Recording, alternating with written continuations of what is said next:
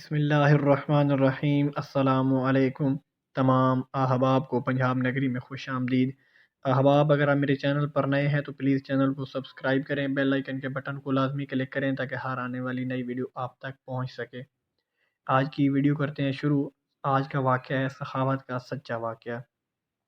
حضرت ابوبکر صدیق رضی اللہ تعالیٰ عنہ کے دور میں ایک شخص ملک شام سے سفر کرتا ہوا آیا اور آپ کی خدمت میں حاضر ہوا اور عرض کرنے لگا کہ آپ امیر بھی ہیں، یعنی مالدار بھی، اور مسلمانوں کے سربراہ بھی ہیں۔ عرض کرنے لگا، حضور میرے اوپر قرضہ چڑھ گیا ہے، میری مدد کریں۔ تو آپ اس کو اپنے گھر لے گئے؟ شخص کہتا ہے کہ باہر سے دروازہ بہت خوبصورت تھا، لیکن گھر پر ایک چرپائی بھی نہ تھی، کھجور کی چھال کی چٹائیاں بچھی ہوئی تھیں اور وہ بھی پھٹی ہوئی۔ فرماتے ہیں سیدنا ابو بکر صدیق رضی اللہ تعالیٰ عنہ نے مجھے چٹائی پر بٹھا لیا اور مجھے کہنے لگے، یار ایک عجیب بات نہ بتاؤں؟ میں نے کہا بتائیں۔ تو عرض کرنے لگے، 3 دن سے میں نے ایک اناج کا دانہ بھی نہیں کھایا، کھجور پر گزارا کر لیتا ہوں، آج کل میرے حالات کچھ ٹھیک نہیں ہے۔ تو شخص کہنے لگا، حضور اب میں کیا کروں، میں تو بہت دور سے امید لگا کر آیا تھا۔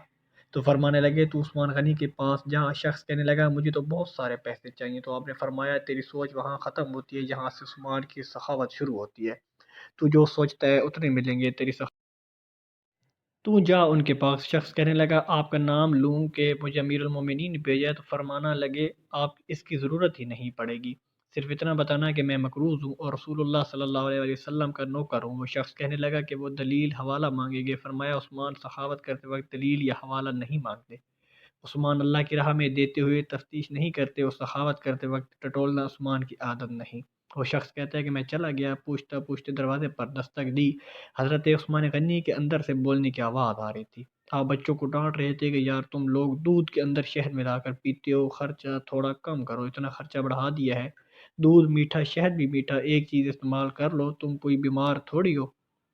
شخص کہتا ہے، میں نے کہا ابو بکر تو بہت بڑی باتیں بتا رہے تھے، یہاں تو دودھ اور شہد پر لڑائی ہو رہی ہے، تو اور مجھے تو کئی ہزار دینار چاہیے، کیا یہ دے دے گا؟ شخص کہتا ہے کہ میں ابھی یہ سوچ ہی رہا تھا کہ اندر سے دروازہ کھلنے کی آواز آئی۔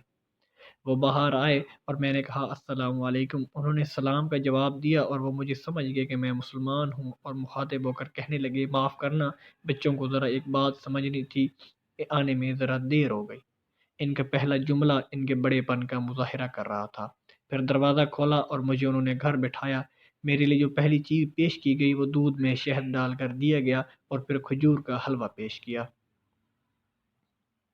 شخص کہتا ہے کہ میرے دل میں خیال آیا، عجیب شخص ہے، گھر والوں کے ساتھ جھگڑا کر رہے تھے، ایک چیز استعمال کیا کرو، میرے لیے تین چیزیں آ گئی ہیں، لیکن ابھی میرا تصور جمع نہیں تھا۔ میں نے دل میں خیال کیا، اتنا تگڑا نہیں جتنا ابو بکر صدیق رضی اللہ تعالیٰ عنہ نے بتایا ہے۔ وہ شخص کہتا ہے کہ کھلانے پلانے کے بعد پوچھنے لگے، کیسے آئے ہو؟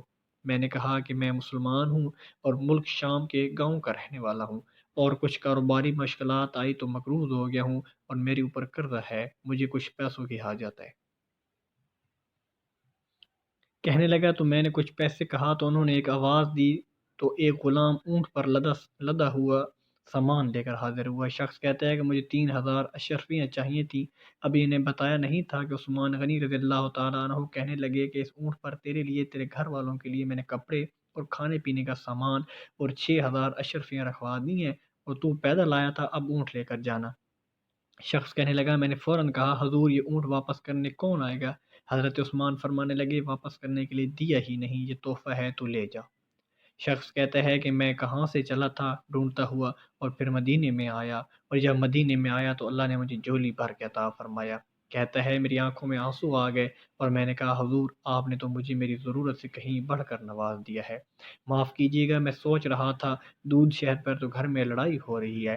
تو حضرت عثمان غنی رضی اللہ تعالیٰ عنہ نے کہا کہ اللہ نے جو پیسے عثمان کو دیے ہیں وہ اس لیے نہیں دیے کہ عثمان کی اولادیں عیش و مستی کرتی پھریں، میرے مالک نے مجھے نوازا ہے تاکہ میں محمد عربی صلی اللہ علیہ وآلہ وسلم کے نوکروں کی نوکری کروں۔ شخص کہتا ہے میں دروازے تک دیا تو میں نے کہا شکریہ۔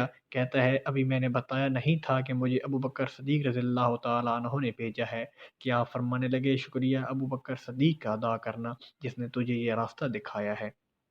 شخص کہتا ہے میں نے کہا حضور آپ کو تو میں نے بتایا ہی نہیں کہ مجھے تو آپ رضی اللہ تعالیٰ عنہ مسکرا کر فرمانے لگے چھوڑو آپ کا کام ہو گیا اس تفصیلات میں نہ پڑو سبحان اللہ یہ شان ہے خدمت گاروں کی سرکار کا عالم کیا ہوگا احباب اگر ویڈیو پسند آئے تو پلیز ویڈیو کو لائک اور شیئر ضرور کرنا اور اگر مزید ایسی ویڈیوز دیکھنے کے لیے میرے چینل کو سبسکرائب کرنا اور بیل آئیکن کے بٹن کو لازمی کلک کرنا تاکہ ہر آنے والی نئی ویڈیو آپ تک پہنچ سکے ملتے ہیں انشاءاللہ نیکسٹ ویڈیو میں تب تک محمد اسلام کو دیجیے اجازت اللہ حافظ